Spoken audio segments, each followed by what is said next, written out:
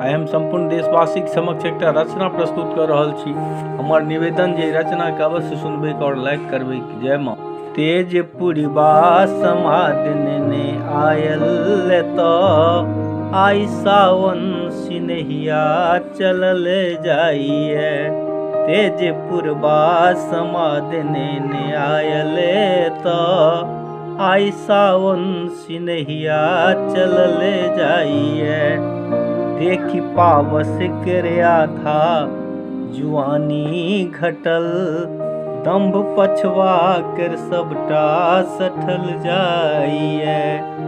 तेज पुरबा समादिन ने आयल तो आई सावन सिनहिया चलल जाइए।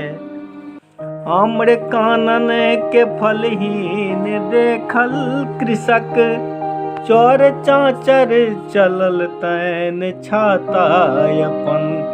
फेर कारी घटाई छटा देखि क नेह झरे बिरहनीक भीजल नयन। क्यों ने जाने कतो सोई आयल तो, क्यों ने जाने कतो सोई आयल तो, मास बीतल कतई चलल जाइए। तेज पुरबा समादिन ने आयल तो आई सावन सिनहिया चलल जाइए। दिन में कादो बनल खेत जल सो भरल, रात में बूंद टपके गगन कोर सो। दिन में कादो बनल खेत जल सो भरल, रात में बूंद टपके गगन कोर सो। बोइन घर में अपुत्ता रहे देह में, तो गृहस्थी चलैये सभक जोर सो। जो किसानक धरित्री ने हरियर भेली, जो किसानक धरित्री ने हरियर भेली, तो बुझब जे महली ढहल जाइए। तेज पुरबा समादिन ने आयल तो आई सावन सिनहिया चलल जाइए।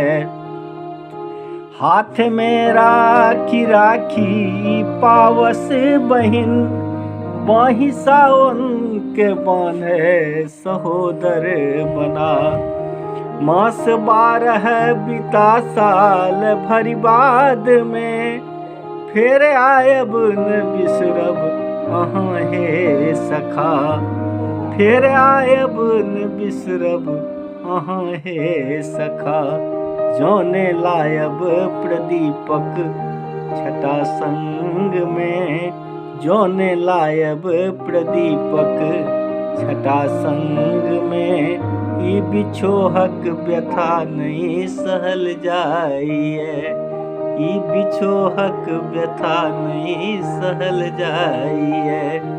तेज पुरबा समादिन ने आयल तो आई सावन सिनहिया चलल जाइए। आई सावन सिनहिया चलल जाइए। आई सावन सिनहिया चलल जाइए। जय माँ।